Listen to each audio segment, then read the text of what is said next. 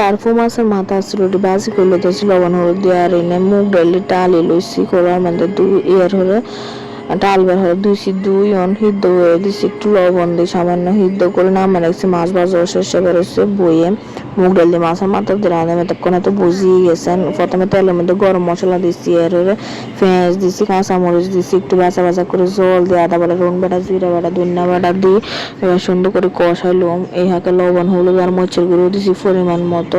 সুন্দর করে মশলাটা কষানোর হয়ে যায় মানে জল দিয়ে বারবারে কষা লইতেছি আর কি কষা টষায় এর বাকি প্রসেসিং করি। তো টমেটোটা দিয়ে নেড়াছিল দিয়ে লইছি একটা হাঙ্গা টমেটো আবার টমেটোটা বালা হরে না মানে একদম শক্ত শক্ত। আচ্ছা যাই হোক মাছের মাথাটা দিয়ে একটু ভাঙ্গি টাঙ্গি দিই এটি একটু কষায় মুগ ডালটা ডালে দিচ্ছি দিয়ে এবার এটি মানে সিদ্ধ করে নিয়ে আসছে এবার একটু সুন্দর করে রাঁধিল এর ধন্যতা নয় ধন্যতা থাকলে সিডাই নামাই লইতাম।